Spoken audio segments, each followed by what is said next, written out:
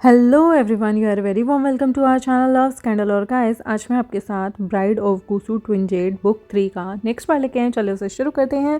ये है हमारा chapter number 22, drunken omega.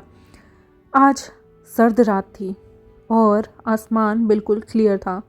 शियान province के अंदर जो हमारा प्यारा सा चांद था वो बहुत जगमगा रहा था। ऐसा लग रहा था जैसे किसी ने उस पर कोई मंत्र मुग्ध कर दिया हो, क्योंकि वो उसकी रात बहुत खूबसूरत लग रही थी। वो आराम से चमचमा रहा था और यहाँ पर हमारा जो सराय था यानी कि इन था वो बहुत शांति से था। एटमॉस्फेयर रूम का बहुत ज़्यादा ठंडा था और विभूषण के माइंड में बहुत सारी हलचल चल रही थी। उसका माइंड काम नहीं था, स्टेबल नहीं था। उस बेचारे ट्रूथ एंड डेयर के एम्बैरेसिंग गेम के बाद जब उसने लैंशिचन और लवांगची के होठों पर किस कर दिया था, उस बेचारे ने खुद को कमरे के अंदर बंद कर दिया था और अवॉइड कर रहा था किसी से मिलना। उसने तो सुबह से कुछ खाया भी नहीं था और उसे इतनी एम्बैरेसमेंट फील हो रही थी कमरे से बाहर आने पर, तो इसलिए आधी रात के समय उसका जो पेट था ना वो गुड़ गुड़ करने लगता है और बहुत तेज तेज आवाज़ आ रही थी, क्योंकि वो बहुत भूखा था। सुबह से कुछ भी नहीं खाया था, तो इसलिए वो कुछ खाने के लिए ढूंढता है और कमरे से बाहर निकल गया था। और वो आराम से चलते हुए डिम लाइट के अंदर होप कर रहा था कि उसे कुछ खाने के लिए मिल जाए। विभूषण यहाँ पर किचन की तरफ जाता है, लेकिन ओब्वियसली ताकि कोई उसे नोटिस ना करे तो वो बिल्कुल धीमे धीमे धीमे धीमे पैरों से चल के जा रहा था। यहाँ पर किचन की जो खिड़की थी, विभूषण यहाँ से अंदर जाने की सोच रहा था। वो आराम से देख सकता था कि रूफ पर लैंशिचन और लवांगची बैठे हुए हैं जो कि कुछ पी रहे हैं और चांद को देखकर बातें कर रहे हैं। तो उसके अंदर क्यूरियोसिटी होती है कि आखिर क्या चल रहा है। तो वो आराम से यहाँ पर रूफ पे आता है और धीमे धीमे उसने अपने हाथों में स्नैक भी लिया हुआ था और उन दोनों के बीच की कन्वर्सेशन को सुनने की कोशिश करता है। और तभी विभूषण देखता है कि लैंशिचन और लवांगची आराम से बैठे हुए हैं और उनके हाथ में वाइन की बोतल है। लैन ट्विन ब्रदर एंजॉय कर रहे थे रात को और उनके चेहरे बहुत ही ज़्यादा रिलैक्स थे। विभूषण की क्यूरियोसिटी जो थी ना वो पीक पे आ जाती है और फिर वो यहाँ ढूंढने लगता है कि आखिर वाइन का टेस्ट कैसा होता है। उसने तो आज दिन तक शराब नहीं पी, इसलिए वो थोड़ा सा छुप छुपा कर आराम से अपना किचन की तरफ जाता है और वहाँ पर वो कुछ खाने को ढूंढता है। और उसके बाद क्विकली थोड़े से स्नैक्स खाने के बाद वो सीधा रूफ के बैक साइड पे जाता है, लेकिन वो इस बार थोड़ा सा कॉन्फिडेंट फील कर रहा था। आराम से वो शिचन और लवांगची के पास बैठा हुआ था और बिल्कुल ऐसे ऐसे एक्ट कर रहा था जैसे कुछ हुआ ही ना हो। फिर वो वाइन की बोतल को देखता है जो कि लैंशिचन के हाथ में हुई थी और अभी तक उसने पी नहीं थी। तब वो डिसाइड करता है कि वो बिना ज़्यादा सोचे समझे सीधा पूरी अल्कोहल की बोतल एक बार में पी जाएगा ताकि कोई उसे रोके ना। और ये इफ़ेक्ट जो था उसका उसे पता भी नहीं था कि वाइन पीने के तुरंत बाद कोई इफ़ेक्ट नहीं होता, बल्कि थोड़ी देर बाद सिर घूमता है। वाइन बहुत ज़्यादा स्ट्रॉन्ग थी और उस बुद्धू ने एक ही गल्प में पूरी की पूरी बोतल वाइन की ख़त्म कर दी एज एक्सपेक्टेड। ये शराब ना काफ़ी स्ट्रॉन्ग थी, इसलिए उसे डिज़ी फील होने लगी, सिर चकराने लगा, मन घबराने लगा। ओह, ये कड़वा टेस्ट। विभूषण खा तो जैसे पूरी दुनिया अब उसके सामने गोल गोल गोल गोल घूम रही थी और वो बेचारा अब खुद भी झूम रहा था। फिर वो लैंशिचन और लवांगची के चेहरे पर फोकस करने लगा। और वो कपकपाती आंखों में और अपनी उंगली को उनकी तरफ कर रहा था जो कि उसका पूरा शरीर कांप रहा था। वो कहता है, हे, क्या तुम दोनों मुझसे प्यार करते हो? तुम दोनों को क्या लगता है? हाँ, मैंने तुम्हें क्या कोई पर्पसली लिप्स पे किस किया था? मैंने सच में नहीं सोचा था कि शिजुन ना मुझे ऐसा टास्क देंगे। मुझे लगा कि वो तुम्हें तुम्हारे होठों पर किस करने के लिए कह रहे हैं। वैसे तुम दोनों के होठ बहुत ही ज़्यादा खूबसूरत हैं। लैंशिचन और लवांगची दोनों एक दूसरे को देखने लगते हैं। ये क्या हुआ विभूषण को? और बोलते हैं एकदम से दोनों के दोनों, विभूषण तुम ठीक हो? दोनों की आवाज़ में कहीं ना कहीं कंसर्न था और वो नोटिस करते हैं कि विभूषण एकदम स्थिर नहीं लग रहा, वो तो बल्कि झूमने जैसा लग रहा है, बिल्कुल शराबियों की तरह। और उसकी ओमेगा बॉडी भी एकदम स्टेडी नहीं है, वो झूम रही है बिल्कुल शराबियों की तरह। वो इससे पहले रिएक्ट करते विभूषण एकदम से खड़ा हो गया और अपने बैलेंस को मेंटेन करने की कोशिश करने लगा। विभूषण बहुत गुस्सा था, इसलिए वो पॉइंट करता है उन दोनों की तरफ फिंगर और कहता है, मैं भाग रहा हूँ। अगर तुम दोनों मुझे सिग्नल दोगे ना आज, तो मैं समझ जाऊँगा कि मैं तुमसे और तुम भी मुझसे प्यार करते हो। लेकिन तुमने मुझे कुछ नहीं बोला, इसलिए मुझे तुम्हें किस नहीं करना चाहिए था। हाँ, अगर तुम मुझे पकड़ लोगे तो मैं तुम दोनों के लिप्स पे किस करूँगा। पर मुझे लगता है कि तुमने मेरा मजाक उड़ाया है। विभूषण ऐसे बोलकर कूदना शुरू कर गया, एक रूफ से दूसरी रूफ, और वो शराब पिए हुए था, उसे चोट न लग जाए। वो पागलों की तरह हंस रहा था। आधी रात को कोई ओमेगा आपकी छतों पे कूदे और पागलों की तरह हंसे, कितना वियर्ड है ना। और विभूषण खुद से ही बातें करे जा रहा था, ये पीने के बाद इतना वियर्ड क्यों लग रहा है। मुझे ऐसा लग रहा है जैसे पूरी दुनिया घूम रही है। उफ, मैं क्या सच में हवा में उड़ रहा हूँ। ये मुझे तो हवा में उड़ने में मज़ा आ रहा है। लेंचिटन लवांगची दोनों उसकी बच्चों वाली हरकतें देखकर बेचारे उसके पीछे पीछे दौड़ रहे थे। दोनों के चेहरे पे कंसर्न और एम्यूजमेंट के मिक्स्ड रिएक्शन थे। क्या कर रहे हैं वो दोनों। एक डीमन रेल्म का एम्परर है और दूसरा कमांडर, और एक शराबी ओमेगा के पीछे घूम रहा है। एक सिर्फ 17.5 साल के लड़के के पीछे वो दोनों 1000 साल से जीने वाले लोग पागलों की तरह घूम रहे हैं आधी रात में। लवांगची यहाँ पर विभूषण को आवाज़ लगाता है और उसे कैच करने की कोशिश करता है। बोलता है, विभूषण तुमने बहुत ज़्यादा पी ली है, तुम्हें इधर उधर नहीं भागना चाहिए, तुम्हें हर्ट हो जाएगा, तुम्हें चोट लग जाएगी। विभूषण भागना बंद करो। लेकिन विभूषण को तो कोई सुध-बुद्धि नहीं थी, उसका तो पूरा का पूरा उसका जहान ही घूम रहा था। वो कूदना शुरू कर देता है और गोल गोल घूम के ये मैं तो उड़ रहा हूँ ऐसे करते करते इधर उधर भागना शुरू कर गया था। उसका दिमाग अब सच में डिजी फील कर रहा था और वो खुद से कहता है धीरे से, ये ड्रिंक तो बहुत अमेजिंग है। ये अभी ना मुझे 2 चांद दिख रहे हैं, वो भी आसमान में। ओह, और बादल ऐसे लग रहे हैं जैसे बहुत बड़ा समुद्र हो, और मेरे पैर के नीचे से ऐसा लग रहा है जैसे भूकंप आ रहा हो, धरती हिल रही है। सच में वाह, मुझे क्या आवाज़ कर करके सबको जगा देना चाहिए। हे, भूकंप आ रहा है, भूकंप। ऐसे करते करते वो बेचारा बड़ी मुश्किल से अपने पैरों को रख रहा था। उसे लग रहा था जैसे ज़मीन ही हिल रही हो, लेकिन लोचा तो उसके दिमाग में था ना। ड्रिंक करने के बाद वो धीमे धीमे पैरों को रख रहा था, एक रूफ से दूसरी रूफ कूदे जा रहा था और सब जगह नाक में दम करने के लिए तैयार था, शोर मचा रहा था। और वो जोर जोर से इनमें चिल्लाना शुरू करता है, जल्दी उठो सारे के सारे, अर्थक्वेक आ रहा है, जल्दी उठो, तुम मर जाओगे, अगर बाहर नहीं निकले ना तो मर जाओगे। लवांगची और लेंचिटन बेचारे अभी भी उसके पीछे भाग रहे थे, लेकिन वो तो किसी की सुनने वाला ही नहीं था। और वो जैसे ही दोनों भाई उसे कैच नहीं कर पाते तो वो अपनी जीभ को बाहर निकालता है और ऐसे करता है और कहता है, तुम मुझे पकड़ नहीं पाए, तुम मुझे नहीं पकड़ पाए। एंग को पकड़ना मुश्किल नहीं, नामुमकिन है। तुम मुझे धोखा दे रहे हो क्या? तुम मेरे जैसे इनोसेंट पर्सन को करप्ट कर रहे हो। तुमने मुझे करप्ट कर दिया। सडनली वो बहुत क्यूट एक्टिंग कर रहा था और जो अल्कोहल का इन्फ्लुएंस था वो तो अलग ही लेवल का था।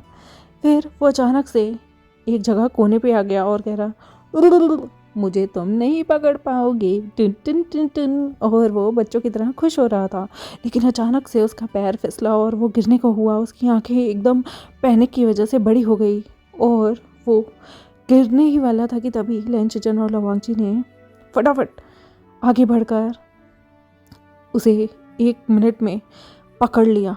दोनों के दोनों ने उसे वेस्ट से पकड़ा और उसे गिरने से बचाया। लेंचिटन जल्दी उसके पास आए थे तो उन्होंने उसकी बैग को पकड़ के कहा, विभूषण हिलना बंद करो।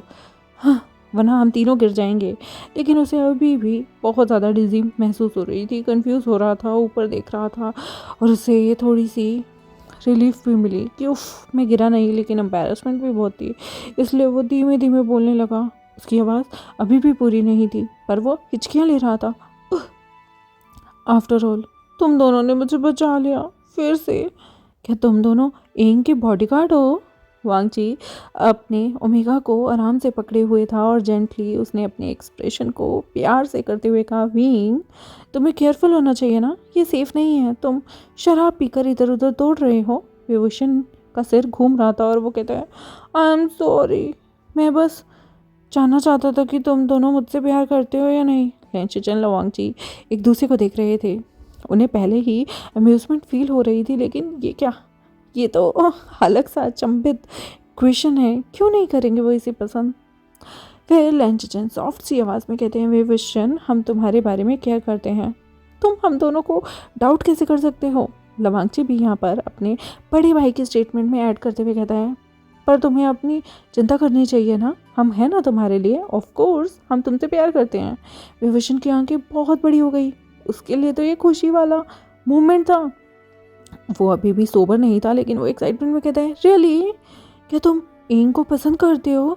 लेंशिचन ने मुस्कुराते हुए कहा, हाँ हम तुम्हारे लिए यहाँ हैं, कुछ भी हो जाए, और हम दोनों तुमसे प्यार करते हैं, इसलिए अपनी सारी जिंदगी हम दोनों तुम्हारे साथ बिताना चाहते हैं। लवांगची भी यहाँ पर विभूषण को जेंटली गाइड करता है और उसे रूफ के बिल्कुल एक सिक्योर जगह पर लाकर कहता है, हम इस बारे में तब बात करेंगे जब तुम ठीक हो जाओगे, समझे? चलो जाओ वापस अपने रूम में। लेकिन विभूषण अभी भी उनसे कहता है, नहीं मुझे स्वॉर्ड फाइटिंग करनी है तुम दोनों के साथ। और वो अपनी फेक इमेजिनेशन स्वर्ड से उन दोनों से इमेजिनरी स्वर्ड के साथ लड़ाई करनी शुरू कर देता है। लेंशिचन और लवांगची वो बेचारे उसे जितना भी काम करने की कोशिश कर रहे थे कि भाई शांत हो जा, वो उतना ही फन कर रहा था। और यहाँ पर वो अपने ऐसा लग रहा था जैसे नकली की तलवार से उन दोनों पर बहुत सारा पानी फेंक रहा हो। फिर वो आसपास आता है और पता नहीं उसे क्या हो जाता है, वो उन दोनों के ऊपर ठंडे पानी की बौछार करने लगता है। इतनी सर्द रात में एकदम ठंडा ठंडा पानी वो उन दोनों पर, लेंशिचन लवांगची पर डालने लगता है, जिसकी वजह से दोनों के दोनों भाई ठंडे ठंडे पानी में भीग जाते हैं। दोनों के कपड़े ठंडे पानी की वजह से उनकी स्किन से चिपक गए थे और उनकी बॉडी भी अब ठंड महसूस कर रही थी। लेकिन विभूषण को तो और मजा आ रहा था। वो फिर से एक बकेट पानी लेता और उन दोनों पर गिर देता। और बच्चों की तरह ये टेंट्रम्स थ्रो करते हुए उसे बड़ा मज़ा आ रहा था। बच्चों वाली मस्ती करने में लैन ट्विन ब्रदर्स बड़ी मुश्किल से उसे खींच कर वापस से पॉन्ड के नियर लेकर आए ताकि वो अपने रूम में जा सके। वो सेटल करना चाहते थे कि विभूषण कंफर्टेबली एक चेयर पे बैठे, उसके लिए पानी लेकर आए ताकि वो थोड़ा सा सोबर हो। लेंशिचन और लवांगची अभी भी पास थे। वो मेक श्योर कर रहे थे कि विंग ओके रहे। उसका जो है वाइन के इफ़ेक्ट्स थे वो कहीं ना कहीं थोड़े से गुम हो रहे थे। उसके चेहरे पे बड़ी जेंटल सी स्माइल थी और वो कहता है, मैं तुम दोनों के साथ शैतानी नहीं करना चाहता था, लेकिन मेरे अंदर ना एक इविल स्पिरिट रहती है जो ना मुझे शैतानी करने पे मजबूर कर रही है। तुम दोनों दोनों बहुत अच्छे हो, लेकिन एंग ना कभी भी किसी के लिए ट्रबल क्रिएट नहीं करता। लेकिन उसने ना वो कुछ पी लिया था, इसकी वजह से वो जो मेरे अंदर की इविल स्पिरिट है ना, वो मुझे शैतानी करने के लिए उकसा रही है। लेंशिचन स्माइल करता है और कहता है, तुमने कोई भी ट्रबल कॉज नहीं की है, बस तुमने हमें थोड़ा भिगा दिया है। देखो तुम भी भीग गए हो, कोल्ड वाटर, वो भी कोल्ड नाइट के अंदर। थैंक गॉड कि तुम अभी सेफ हो।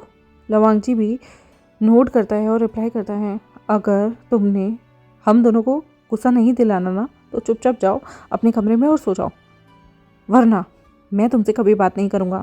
इवन ब्रदर भी तुमसे बात नहीं करेंगे। तो विभूषण का जो दिल था ना वो बेचारा कांप जाता है और कहता है, ठीक है मैं जा रहा हूँ और सो रहा हूँ। तुम दोनों मुझसे गुस्सा मत होना ना, नहीं होना गुस्सा। तुम मेरे सबसे अच्छे दोस्त हो, मैं तुम दोनों से हमेशा बात करना चाहता हूँ। और ये एक क्राउन प्रिंस हेवन का ऑर्डर है। यूँ बोलकर वो चुपचाप अपने अपने बेड की तरफ गया और चुपचाप लेट गया, और लेटने के तुरंत बाद ही उसे गहरी नींद आ गई। उसने अपनी बॉडी को ब्लैंकेट से हाथ मार मार के ढका और गहरी नींद में सो गया। सिर्फ 10 से 15 मिनट के अंदर अंदर वो खर्राटे ले रहा था, और लेंचचन और लवांग जी स्माइल कर रहे थे एक दूसरे की तरफ देखकर। ये नाइट उनके लिए बहुत ही ज़्यादा अमेजिंग थी। कैसे वो पागलों की तरह एक रूफ से दूसरी छत पर कूद रहे थे। क्रेजी ना, वेवशिन एकदम क्रेजी है। और वेवशिन के सोने के बाद दोनों के दोनों अपने रूम में चले गए, अपने कपड़े बदले और बेड पे जाकर रेस्ट कर रहे थे। आज सच में इस ओमिका ने उनको बहुत दौड़ाया है और बहुत ज़्यादा उनको तंग किया है। चैप्टर 23। अगले दिन विंग की आंखें खुलती हैं। उसका सिर बहुत ज़्यादा दुख रहा था, और अब जब सूरज की रोशनी उसके कमरे में आ रही थी, उस खिड़की से आती हुई वो हार्श रोशनी उसे चुभ रही थी, और उसके पेट में से भी गुड़ गुड़ की आवाज़ आ रही थी। बेचारा वो अपने बिस्तर पर उठता है और अपने सिर को पकड़ लेता है और याद करने की कोशिश कर रहा था कि प्रीवियस नाइट क्या हुआ है। शाओ शिनचेंग यहाँ पर ऑलरेडी उठकर आ गया था और प्रिपेयर कर रहा था। वो नोटिस करता है कि वेवुशन के सिर में दर्द हो रहा है। वो उसके पास आराम से आता है और उसके कमरे के दरवाजे को नॉक करके कहता है, good morning his highness crown prince, मैं आपके लिए कुछ नींबू पानी लेके आया हूँ थोड़ा सा, ये आपको आपके सिर दर्द को उतारने में मदद करेगा। वेवुशन धीरे से सिर को पकड़ते हुए कहता है, मॉर्निंग। ऐसा लग रहा है जैसे पता नहीं मुझे किसी बड़े से कैरेज ने ज़ोर से हिट कर दिया हो। शाओ शिनचेंग रिप्लाई करता है, ये तो छोटा सा हैंगओवर है, वैसे भी अभी तो आपको पता भी नहीं शराब पीने के बाद कितना ज़्यादा हैंगओवर हो सकता है। वो धीमे से नींबू पानी उसके पास टेबल पे रख देता है और उसकी साइड में बैठकर क्राउन प्रिंस को देखता है। उसके चेहरे पर कंसर्न और अम्यूज़मेंट दोनों के एक्सप्रेशन थे। वेवुशन धीरे से एम्बैरेस्ड होते हुए कहता है, मुझे सच में याद नहीं आ रहा मैंने कल रात क्या क्या मेस क्रिएट किया होगा। ओह शिट, मुझे और शर्म आ रही है। शाओ शिनचेंग मुस्कुराते हुए प्यार से टोन में कहता है, आपको इतना ज़्यादा अपसेट होने की ज़रूरत नहीं है। हमारी ज़िंदगी में कुछ कुछ ऐसे हादसे होते हैं जब हम सच में एम्बैरेस्ड होते हैं, तो बस फ़र्क इतना होता है कि हम ये एम्बैरेसिंग काम करने के बाद उस चीज़ को हैंडल कैसे करते हैं, ये ज़्यादा मैटर करता है। तो वेवुशन बड़ी सी गहरी सी सांस लेता है और फिर वो उस नींबू पानी को पीता है जो कि बहुत खट्टा फ्लेवर में था। बेचारे के मुंह में खट्टापन देखकर उसके सर भी घूम रहा था और वो कहता है, मैंने लैंड ट्विंजेट को टीज़ किया हो, आई होप मैंने उन्हें कुछ गलत ना कहा हो। हाय, वो तो इरिटेट हो गए होंगे ना मुझसे, मेरी हरकतों से। शाओ शिनचेंग रिप्लाई करता है, तुमने उन्हें टीज़ किया बहुत ज़्यादा, लेकिन मुझे नहीं लगता कि वो तुम्हारे एंटीक से नाराज़ हुए होंगे। हो सकता है वो थोड़े से इरिटेट हुए हों, लेकिन तुमने उनके साथ मस्ती भी तो खूब की है। वेवुशन धीरे से कहता है, बट स्टिल मुझे खुद को कंट्रोल करके रखना चाहिए था। अच्छा होगा कि मैं किसी के लिए ट्रबल ना बनूं, ट्रबल मेकर बन के हमेशा रह जाता हूँ। शाओ शिनचेंग हंसी को कंट्रोल करते हुए अपने सिर को हिलाकर कहता है, ये तो पार्ट है ना जो कि तुम्हारा है।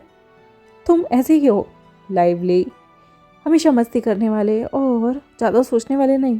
तो मुझे लगता है कि मे बी वो तुम्हारी नेचर को भूल जाएंगे और भूल जाएंगे कि तुम कितनी मस्ती कर रहे थे। वेवुशन नोट करता है, लेकिन फिर भी उसे वियर्ड लग रहा था। वो उस नींबू पानी को पीता है और थोड़ा सा फ्रेश महसूस करता है। फिर उसे थोड़ा सा एहसास होता है और वह कहता है, थैंक यू ये नींबू पानी लाने के लिए।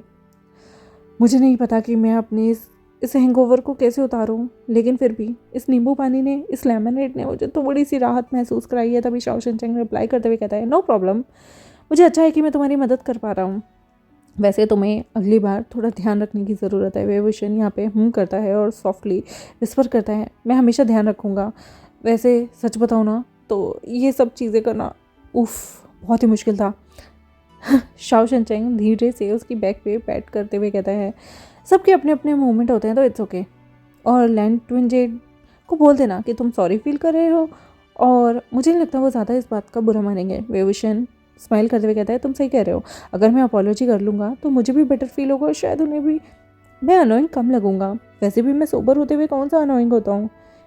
यहाँ पर शॉशनचिंग स्माइल करता है और कहता है ये अच्छा प्लान लग रहा है, तो पहले तुम ठीक हो जाओ, हैंगओवर अपने सिर से उतार लो, उसके बाद चले जाना। विभूषण यहाँ पर फिर से नींबू पानी को पीता है। उसका थोड़ा सा अब सिर दर्द ठीक हो रहा था, इसलिए वो अपने हाथ पैर को स्ट्रेच करते हुए अपने आप को कंपोज करता है और मन में सोचता है वाओ, मुझे उनको कैसे फेस करना होगा। फिर वो शॉशनचिंग की तरफ देख के कहता है कि थैंक यू ब्रदर, मुझे नहीं पता मैं आपके बिना क्या करूँगा। तभी शॉशनचिंग रिप्लाई करते हुए कहता है हम सभी को कभी कभी सपोर्ट की ज़रूरत होती है, तो याद रखना चाहे हम किसी भी मुश्किल से गुजरें, पर हम हमेशा अकेले नहीं होते हैं, हमारे साथ कोई ना कोई होता है। विभूषण स्माइल करता है। शॉशनचिंग बहुत ज़्यादा काइंड है उसके लिए। वो अपने रूम में इधर उधर देखता है और ख़ुद को मेंटली प्रिपेयर करता है कि उसे लैन ट्विनजेड से अपोलोजाइज़ करना होगा।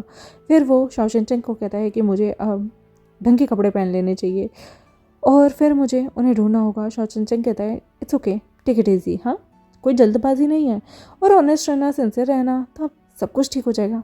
विभूषण एक गहरी सी सांस लेता है और उसे यही लग रहा था कि उसे बहुत सारी चीज़ों को हैंडल करना होगा। प्लान ट्विनजेड्स को पता नहीं उसने रात में कितना ज़्यादा तंग किया होगा, पर वो कॉन्फिडेंट था। माफ़ी मांगने से कोई छोटा नहीं होता, स्पेशली जब आपने गलती की हो, तो वो यही सोच रहा था। लेकिन शॉशनचिंग का भी उसे पूरा सपोर्ट था, इसलिए वो धीरे धीरे इनके ही अंदर बनी हुई लाइब्रेरी में जाता है। उसके अंदर बहुत सारे इमोशंस थे, डिटर्मिनेशन थी, सनलाइट हाई होती है और इस वक्त विभूषण जो है उसकी स्पिरिट बहुत ज़्यादा हाई थी। और वो जैसे ही लाइब्रेरी के अंदर एंटर करता है, वो यहाँ पर लैंशिचन और लवांगची को ढूंढना चाहता था, लेकिन इनसाइड बहुत ज़्यादा पीसफुल माहौल था। यहाँ पर बहुत सारी वॉल्स थी जिन पे बुक्स रखी गई थी और सिर्फ पन्ने पलटने की आवाज़ें आ रही थी। फिर उसे लैन ट्विनजेड्स दिखते हैं जो कि बुक्स के ही पास बैठे हुए थे। लैंशिचन लवांगची दोनों अप्रोच करते हैं, उनके एक्सप्रेशन बहुत काम थे। विभूषण उनके पास जाके क्यूट सी स्माइल करते हुए कहता है हेलो लैंशिचन लवांगची, आई होप मैंने आप लोगों को किसी इंपॉर्टेंट कार्य में इंटरप्ट नहीं किया होगा। लैंशिचन स्माइल करते हुए कहते हैं विभूषण हम एक्सपेक्ट कर रहे थे कि तुम आओगे, चलो आओ बैठो। विभूषण आराम से जाकर उनके पास बैठ जाता है, लेकिन वो बड़ा नर्वस होकर लैंशिचन को देखता है और फिर लवांगची के एक्सप्रेशन जो कि सीरियस थे, तो वो धीरे से कहता है मैं यहाँ पे अपॉलोजी करने आया हूँ लास्ट नाइट के लिए, क्योंकि मैंने तुम लोगों के लिए बहुत ज़्यादा ट्रबल क्रिएट कर दी थी ना, और मैंने अनकंफर्टेबल भी चीज़ कर दी थी, तो आई एम सॉरी, मैंने जो बिहेवियर किया वो अच्छा नहीं था। लैंशिचन रिप्लाई करता है और कहता है कि मैं तुम्हारी अपॉलोजी को अप्रिशिएट करता हूँ, और वैसे भी गलती करने के बाद जब भी आपने कुछ गलत किया हो तो अपनी गलती को मानना बहुत करेजियस होता है। विभूषण थोड़ा सा एम्बैरस होते हुए कहता है कि हाँ मैं समझता हूँ, मुझे शराब पीने के बाद इतना ज़्यादा हंगामा नहीं करना चाहिए था, आप दोनों को टीज भी नहीं करना चाहिए था, अब मुझे शर्म आ रही है। लैंशिचन लवांगची दोनों एक दूसरे की तरफ देखकर लैंशिचन कहते हैं हाँ इट्स ओके, वैसे मैंने डिसाइड किया है कि तुम्हें तुम्हारे एक्शन का रिफ्लेक्शन दिखाना चाहिए। विभूषण जो है वो ऊपर देखता है और कहता है क्या आप मेरी चीज़ों को माइंड कर रहे हैं, वैसे आपके दिमाग में क्या चल रहा है। तभी लवांगची कहता है मैं चाहता हूँ कि तुम डीमन एल्फ के बारे में पढ़ाई करो, इससे कंपनसेशन मिल जाएगा, तुम पढ़ोगे उसके बारे में और उसकी हिस्ट्री भी जानोगे, यही तुम्हारा टेस्ट होगा, तुम्हारी गलतियों की सज़ा होगी, तुम्हारे पेशेंस और कंसंट्रेशन को हम टेस्ट भी कर सकते हैं। विभूषण की आइज़ बड़ी हो जाती हैं और वो कहता है मुझे पूरी बुक पढ़नी पड़ेगी, ओ कितना समय लगेगा। तभी लैंशिचन यहाँ पर रिप्लाई करते हैं और सॉफ्ट स्माइल देते हैं कि ये जो बुक है ना वो लॉन्ग है और डिटेल्ड है, इसमें कुछ दिन लग सकते हैं, लेकिन ये तुम्हें कहीं ना कहीं डीपर अंडरस्टैंडिंग देगा, और तुम्हें समझना होगा कि दूसरों की चीज़ों को भी हमें कभी कभी समझना चाहिए, रिस्पेक्ट रखनी चाहिए, उनकी बाउंड्रीज़ की भी। विभूषण हल्की सी सांस लेता है और एक्सेप्ट करता है इस अपॉलोजी को और कहता है ऑल राइट मैं कर लूँगा, वैसे भी ये ज़रूरी है, मैं सारे वर्ड्स को अच्छे से पढ़ूंगा, उस पूरी बुक को भी, मैं आपको निराश नहीं होने दूंगा। लवांगची सिर हिलाता है और गेस्चर करता है। यहाँ पर एंशिएंट बुक की लाइब्रेरी थी और वहाँ पर एक बुक थी जिस पे लिखा हुआ था डीमन रिल्म। यहाँ पर वो कहता है कि यहाँ पर बहुत सारी बुक्स हैं, तो तुम कहाँ से पढ़ना चाहोगे कौन सी बुक पढ़ना चाहोगे, हाँ तुम्हें उसे पढ़कर हमें उसके बारे में कुछ इनपुट भी देने होंगे। विभूषण जो है वो खड़ा होता है और वो एक शेल्फ पे जाता है, वहाँ पर एक बड़ी हैवी सी एक लेदर में बंधी हुई बुक थी। वो उसके कवर को देखता है और उसे थोड़ा सा भारी महसूस होती है। यहाँ पर लिटरली वो बहुत मोटी थी। वो रिप्लाई करता है थैंक यू, वैसे मुझे आप लोगों की दी गई पनिशमेंट अच्छी लगी। कोई बहुत वाहियात पनिशमेंट नहीं, सिर्फ एक बुक ही तो पढ़नी थी।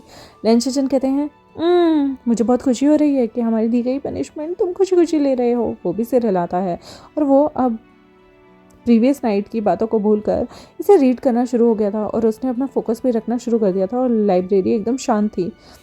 यहाँ पर वेवोशन बुक में इतना ज़्यादा डूब गया था कि सिर्फ उसके पन्ने पलटने की ही आवाज़ आ रही थी। वेवोशन खुद से बात करता है, ऑलराइट चलो शुरू करते हैं। ये टाइम आ गया है जब मैं डीमंस के बारे में कुछ पढ़ूंगा और उनके रिल्म के बारे में भी। घंटों बीत जाते हैं और वेवोशन को जैसे उस पूरी की पूरी जो भी हिस्ट्री थी डीमंस की उसे गहराई से पढ़ने में मज़ा आ रहा था। उनकी पावर के बारे में, उनके कन्फ्लिक्ट के बारे में और किस तरह से वर्ल्ड में उनको हेट्रेड दी जाती है। जितना वो पढ़ता जा रहा था उतना उसे रियलाइज़ हो रहा था कि एक हेवन के बाहर एक अलग सा वर्ल्ड है जिसके बारे में शायद वो कभी जानता ही नहीं है या फिर जानने की कोशिश नहीं किया। उसने हमेशा हेवंस के नज़रिए से डीमंस को देखा है, लेकिन डीमंस के नज़रिए से हेवंस को कभी देखा ही नहीं। वो ऊपर देखता है, यहाँ पर उसके अंदर एग्जॉशन भी थी, एनलाइटमेंट भी थी, मिक्स्ड एक्सप्रेशन थे। और लेंशजन लवांगची वापस से लाइब्रेरी में आ गए थे और नोटिस करते हैं कि यहाँ पर वेवोशन कितने ज़्यादा पैशनेट होकर उस बुक को पढ़ रहा है। लेंशजन धीरे से कहते हैं वेवोशन तुम्हें बुक कैसी लगी। वेवोशन उन दोनों को देखकर रिप्लाई करता है ये बहुत ज़्यादा डिटेल में है, मुझे कभी आइडिया नहीं था कि डीमन रेल्म कितना कॉम्प्लेक्स हो सकता है। सच में ये मेरे को एक नया पर्सपेक्टिव दे रहा है उन लोगों को देखने का। लवांगची यहाँ पर अपना पॉइंट ऑफ व्यू रखते हुए कहता है यही तो पर्पस है, ताकि तुम्हारी थिंकिंग वास्ट होनी चाहिए और तुम सबकी बाउंड्रीज़ को रिस्पेक्ट करो, ट्रेडिशन को रिस्पेक्ट करो और जानो। वेवोशन रिप्लाई करता है और कहता है मैं देख सकता हूँ, मैं अप्रिशिएट करता हूँ, आप लोगों ने जो मुझे सीख दी है वो काफ़ी अच्छी है और मुझे इस बारे में कुछ ज़्यादा ही जानने को मिला है। अब मैं अपने एक्शंस पे भी कंट्रोल रखूँगा, स्पेशली डीमन क्लैन को लेके। लेंशजन यहाँ पर रिप्लाई करता है गुड। जो हम समाज में लोगों की धारणा बना लेते हैं उसके बाद हम उन्हें गलत तरीके से ट्रीट करना शुरू कर देते हैं बिना उनके पर्सपेक्टिव को जाने। मुझे लगता है कि जो आज तुमने बुक पढ़ी है ये तुम्हारी ग्रोथ में बहुत मदद करेगी, तुम्हें एक्सपीरियंस देगी, तुम्हें डीमंस के बारे में भी जानने के लिए काफ़ी प्रेरित करेगी। तभी वेवोशन नोट करता है उसके सिर पे बहुत सारी रिस्पॉन्सिबिलिटी थी और वो कहता है कि कोई बात नहीं, मैं इस बुक को जल्दी फिनिश कर दूंगा और फिर मैं आपके पास आऊँगा, आपको बताऊँगा कि इस बुक को पढ़ने के बाद मेरे अंदर क्या क्या चेंजेस आए हैं। और थैंक यू इतनी बढ़िया अपॉर्चुनिटी देने के लिए।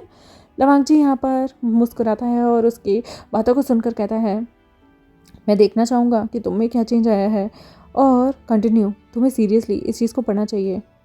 The world of demon realm ये अपने प्रिंसिपल और लॉ से चलता है, लेकिन हेवंस हमेशा ही चाहता है कि लोग उसकी चीज़ों को फॉलो करें।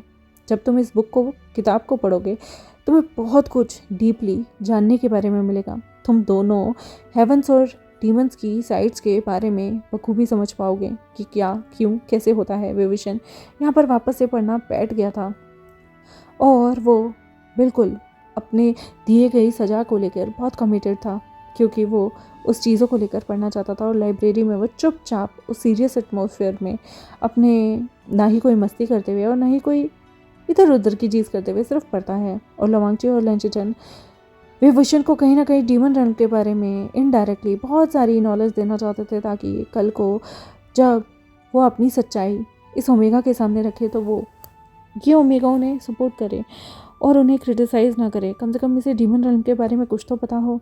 और यही इन दोनों का मोटिव था उसे सज़ा देने का। हालांकि ये लोग कभी भी उसे सज़ा देना नहीं चाहते थे, पर उन्हें डीमन रेल्म के लिए ओमेगा को तैयार भी करना था। और ये क्यूट सी कन्वर्सेशन यहाँ इन तीनों की हुई। नेक्स्ट चैप्टर हम शुरू करते हैं ब्रोथल।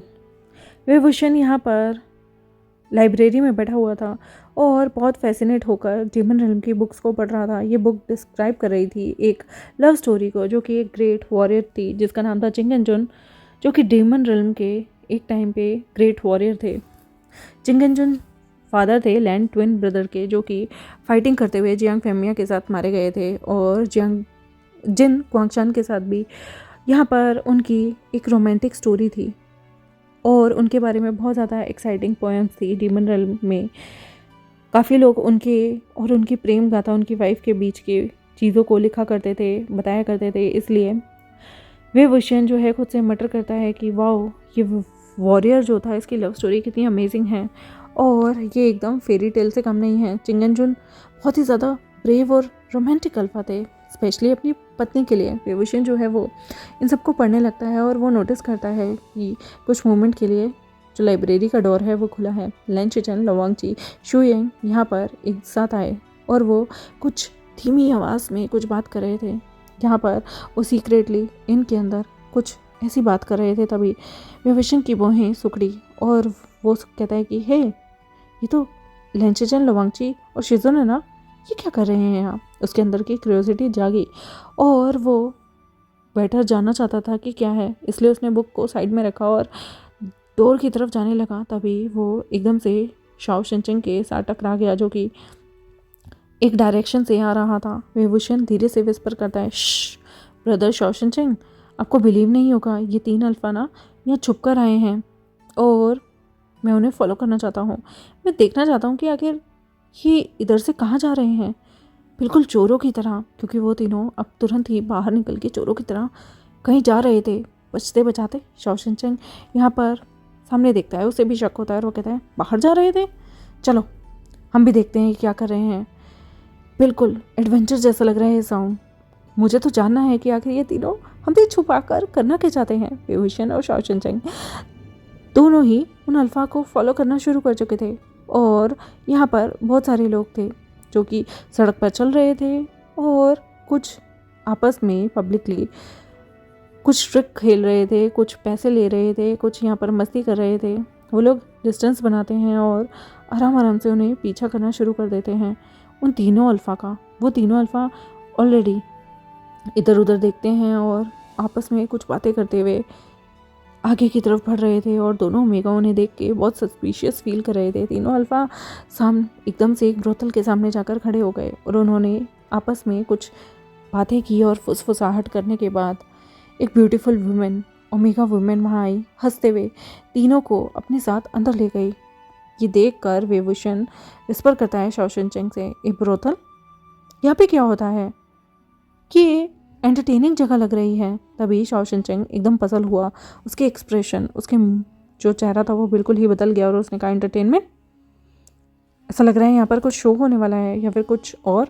विभूषण सिर को नोट करता है और वो कहता है, एग्जैक्टली, चलो अंदर चलते हैं और देखते हैं कि यहाँ पर क्या हो रहा है, मुझे तो बहुत क्यूरियोसिटी हो रही है। तभी दोनों ओमेगा, वो नहीं जानते थे कि ब्रोथल में क्या होता है, वो यहाँ इस बिल्डिंग में जैसे ही एंट्री करते हैं तो उनकी आंखें खुली रह गई। इंटीरियर बहुत लेविश था, डेकोरेटेड था और एटमॉस्फेयर बिल्कुल डिफरेंट था। जैसे कि वो देखते हैं, विभूषण, शाओ शिनचेंग आसपास देखने लगते हैं तो यहाँ पर बहुत ही अजीब सी डेकोरेशन हुई हुई थी, ग्लैमरस सेटिंग थी। ब्यूटीफुल ओमेगा जो हैं वो बहुत ज़्यादा बुढ़े लोगों को सिड्यूस करने की ट्राई कर रहे थे, उनकी अटेंशन अपनी तरफ ग्रैब कर रहे थे। तभी शाओ शिनचेंग धीरे से उसके अपने क्राउन प्रिंस के कान में बोला, ये जगह तो बहुत बहुत फैंसी है ना, मैंने कभी नहीं सोचा था कि इस तरह की जगह भी होती है। यहाँ आने के बाद मुझे बड़ा अजीब सा महसूस हो रहा है, ये एटमॉस्फेयर बहुत ज़्यादा डिफरेंट है यूजुअल एटमॉस्फेयर से। विभूषण भी पागलों की तरह मुस्कुरा रहा था और उसे नहीं पता था कि ब्रोथल में क्या होता है, इसलिए वह कहता है कि ये बिल्कुल पैलेस की तरह लग रहा है ना, देखो उन ओमेगा को, वो कितने ज़्यादा खूबसूरत ड्रेस में हैं और शायद अल्फ़ा को अपनी तरफ कर रहे हैं। ये बहुत ज़्यादा कोई स्पेशल परफॉर्मेंस होगी ताकि हम किसी को रिझा के अपनी तरफ कर सकें। और एक ओमेगा वुमेन जो कि बहुत खूबसूरत लग रही थी, वो अप्रोच करती है लैन शिचन, लवांगची, शुयेंग को और स्माइल करती है उन्हें देख देख के और उन्हें एक प्राइवेट रूम की तरफ ले गई थी और तुरंत ही गेट को बंद कर देती है। तभी विभूषण धीरे से एक्साइटेड होकर उस रूम की तरफ पॉइंट करते हुए कहता है, ब्रदर लुक, वो अंदर जा रहे हैं एक प्राइवेट रूम में, मे बी वहाँ पर कुछ एक्सक्लूसिव एंटरटेनमेंट चल रहा होगा। शाओ शिनचेंग नर्वस होकर कहता है, एक्सक्लूसिव, हमें वरिड नहीं होना चाहिए हिज हाइनेस, वो अंदर जाके क्या कर रहे हैं, कहीं कुछ कांड तो नहीं कर रहे ना। विभूषण रिप्लाई करता है, ये ढूंढने का सिर्फ एक ही चीज़ है, हमें उनके पास जाना होगा और सुनना होगा वो क्या बातें कर रहे हैं। वो धीमे धीमे धीमे धीमे उस प्राइवेट रूम के पास जाते हैं, अपने कान लगाते हैं और सुनने की कोशिश करते हैं। दोनों बातों को सुनने की कोशिश कर रहे थे कि तभी एक गार्ड आया और उन दोनों को देख लिया। गार्ड ने कहा, तुम दोनों क्या कर रहे हो यहाँ, हैं? निकलो यहाँ से, यहाँ पर आना वर्जित है। विभूषण यहाँ पर कंफ्यूज होकर उसे देखता है। वो कहता है कि ये जगह प्राइवेट है, यहाँ पर क्या कर रहे हो? तो विभूषण क्यूट सा चेहरा बनाते हुए कहता है, हम तो एक्सप्लोर करने आए थे ना, हमें नहीं पता था ये प्राइवेट है। शाओ शिनचैंग भी रिप्लाई करता है थोड़ा सा घबराते हुए, यस, हम बस क्यूरियस थे इस जगह को लेकर, यहाँ पर क्या क्या कल्चर प्रैक्टिस होता है। तभी वो गार्ड अपनी आंखें उठाते हुए कहता है, कल्चर प्रैक्टिस? पागल हो क्या? यहाँ पर कोई कल्चरल प्रैक्टिसेस नहीं होती। और तुम दोनों जाओ यहाँ से, चलो, यहाँ पर कोई भी भारी ओमेगा अलाउड नहीं है, इसलिए ये तुम दोनों के लिए जगह डेंजरस हो सकती है। गार्ड जो है वो उन दोनों को खींचकर ब्रोथल से बाहर निकाल देता है। और वो दोनों अभी भी प्रोटेस्ट कर रहे थे कि उन्हें भी वो एंटरटेनमेंट देखना है ना जो अंदर चल रहा है, क्या हो रहा है, उन्हें भी देखना है कि आखिर ऐसा क्या चल रहा है उस कमरे के अंदर। लेकिन उन्हें बाहर फेंक दिया गया था और गार्ड जो है वो उन्हें खींच कर बाहर ले आया था। दोनों को बहुत एम्बेरसमेंट हो रही थी। विभूषण जो है वो सोचता है, मैं तो क्राउन प्रिंस हूँ ना हेवनली रेल्म का, बट आज एक गार्ड ने मुझे धक्के मार के निकाल दिया, वो भी ब्रोथल से। ऐसा अनजस्टिस तो किसी ने उसके साथ नहीं किया, इतना ज़्यादा क्रूर व्यवहार, छी। उसे तो बहुत हर्ट हो रहा था। और यहाँ पर विभूषण गुस्से में उसे चिल्लाकर कहता है, आज मुझे रियलाइज़ हुआ कि ह्यूमंस कितने ज़्यादा पत्थर दिल हैं। हाँ। उन्होंने एक हेवन के क्राउन प्रिंस को धक्के मार के निकाल दिया। शाओ शिनचैंग को गुस्सा आ रहा था और अपने गुस्से को दबाकर कहता है कि हिज हाइनेस क्राउन प्रिंस, आपको बुरा नहीं मानना चाहिए, ये बस ऑर्डिनरी गार्ड था, इसके वर्ड आप उन पे ध्यान मत दो। ऑर्डिनरी ह्यूमंस ना ऐसे ही होते हैं, ये सिर्फ ह्यूमन रेल्म के नॉर्मल से लोग हैं। विभूषण रिग्रेट करता है और कहता है कि गार्ड कितना स्टूपिड है, इंटरप्ट कर रहा था और इसने हमारे प्लान को रूइन कर दिया, बर्बाद कर दिया, बेवकूफ़ कहीं का। यहाँ पर शाओ शिनचैंग जो है वो थोड़ा सा वरिड होता है और कहता है, आपको लगता है कि हमें गलतफहमी हुई है, मे बी यहाँ पर वो लोग क्या करने आएंगे ऐसी जगह पर। तभी वो थोड़ा सा गहराई से सोचते हैं और विभूषण कहता है, पॉसिबली हमें कंक्लूजन पर नहीं जाना चाहिए, हमें देखना चाहिए कि क्या चल रहा है। वो तीनों अल्फा क्या कर रहे हैं अंदर जाकर, कहीं वो चोरी से अंदर गए हैं तो कुछ गलत तो नहीं कर रहे ना, और इतने स्ट्रेंज प्लेस पे वो क्यों आए हैं जहाँ पर ओमेगा को आने की इजाज़त नहीं है। तभी लेन शिजन, लो वांगची, शुयिंग आराम से एक प्राइवेट कमरे में बैठे हुए थे। शुयिंग जो है वो अपने पिता शूमेंग से मिलता है, जो कि हेड वॉर कमांडर है डीमन रेल्म का। यहाँ पर शूमेंग धीरे से उनकी तरफ वो करते हुए कहता है, फादर, आपको देखकर अच्छा लगा, आप कैसे हैं? मैंने कभी नहीं सोचा था कि आप ऐसी जगह पर आएंगे हमसे मिलने के लिए। वैसे ये जगह सिक्योर है हमारी डिस्कशन के लिए। लेन शिजन यहाँ पर एक फर्म टोन में कहते हैं, एब्सोल्युटली, कोई सस्पेक्ट नहीं करेगा कि हमारी मीटिंग यहाँ होने वाली है। और वैसे भी लेटेस्ट न्यूज़ क्या है हेवन की। शूमेंग यहाँ पर एक्साइटेड होकर अपने हेवनली एम्परर, सॉरी डीमंस के एम्परर को बोलते हैं, वैसे कुछ क्रूशियल अपडेट्स हैं, हेवनली ऑफिशियल्स प्लानिंग कर रहे हैं कुछ बड़ा, इसलिए हमें प्रिपेयर रहना होगा। ज़रूर वो हमें धमकी देंगे या कुछ गलत करके दिखाएंगे। लो वांगची यहाँ पर रिप्लाई करता है सीरियस टोन में, हमें कोऑर्डिनेट करना होगा हमारे छुपे हुए गुप्तचरों से और इंश्योर करना होगा कि हमें सारी इन्फॉर्मेशन मिलती रहे। तभी शुमेंग कहता है, एग्जैक्टली, हमें हमारे डीमन आर्मी को रेडी करना होगा फ्यूचर के लिए, कॉन्फ्लिक्ट के लिए, और प्रिपेयर करना होगा हर चीज़ के लिए। कन्वर्सेशन जो है वो एकदम से सीरियस मिलिट्री स्ट्रेटेजी को लेकर टर्न हो गई थी और शुमेंग यानी कि शुयिंग के जो पिता थे वो यहाँ पर उनसे बहुत सारे टैक्टिक्स के बारे में डिटेल में बातें कर रहे थे। वो अपनी मीटिंग में इतना ज़्यादा कंज्यूम हो चुके थे, उन्हें नहीं पता था कि बाहर शाओ शिनचैंग और विभूषण उनको लेकर कुछ और ही सोच रहे हैं। वो तो सोच रहे हैं कि पता नहीं वो लोग क्या कर रहे हैं। विभूषण और शाओ शिनचैंग वेट करते हैं बाहर और वो बस ढूंढना चाहते थे कि आखिर अंदर क्या चल रहा है। लेन शिजन, लो वांगची, शुयिंग आपस में बात कर रहे थे और बहुत टाइम हो जाता है उन्हें ब्रोथल के रूम में, जिसकी वजह से वो बहुत सारे क्वेश्चन जो होते हैं उन दोनों ओमेगा, जो कि उन्हें पता नहीं क्या करता हुआ सोच रहे थे, उनके मन में जाग रहे थे। उन्हें ऐसा लग रहा था कि शायद वो किसी ओमेगा के साथ फ़न कर रहे होंगे, या फिर जैसे ही इन लोगों की मीटिंग ख़त्म हुई, लेकिन बाहर के ओमेगा को तो कुछ और ही लग रहा था कि अल्फ़ा उस खूबसूरत सी लेडी के साथ कुछ कर रहे होंगे, वो नाच रही होगी या कुछ और भयंकर। और जैसे इनकी मीटिंग ख़त्म हुई ना, लैन चिचन डिसाइड करते हैं कि वो ब्रोथल को छोड़कर बाहर निकलते हैं। वो किसी को भी नहीं दिखाना चाहते थे, वरना लोग सोचेंगे कि वो एक हिपोक्राइट हैं, वुमेनाइजर हैं, और उनके कैरेक्टर पे आवाज़ उठ जाएगी। तभी वेविशन और शाओ चिंचंग, जो कि बहुत ज़्यादा वरिड थे तीनों अल्फ़ा के लिए, जब वो बाहर आए ब्रोथल से, तब उनके साथ एक ओल्ड मैन भी आया था जो कि बहुत ज़्यादा नॉर्मल लग रहा था। शाओ चिंचंग, उसे बहुत गुस्सा आता है अपने अल्फ़ा पे, इसलिए वो ज़ोर से चिल्लाता है, शुयेंग तुम तीनों ब्रोथल में क्या कर रहे थे, वो भी एक ओमेगा गर्ल के साथ। कसम से अगर तुमने मुझसे झूठ बोला ना, मैं तुम्हें ज़िंदगी भर के लिए त्याग दूंगा। शुयेंग यहाँ पर एकदम से अपने ओमेगा पार्टनर को देख के डर गया।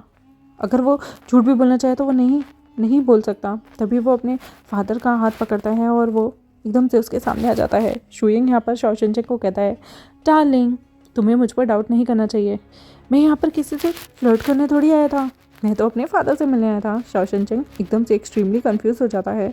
उसके अल्फ़ा के एक फादर भी है, पर उसे तो कभी पता ही नहीं था। और वो गुस्से में कहता है, क्या तुम्हारे पिता कहाँ से आ गए सडनली, वो भी आज के दिन? तुम्हारे फादर ब्रोथल में क्या कर रहे थे? क्या वो ऐसी जगह जाते हैं? और एक पिता और फादर को ब्रोथल में मिलने की क्या ज़रूरत है, वो भी इतनी गंदी जगह पे? छी।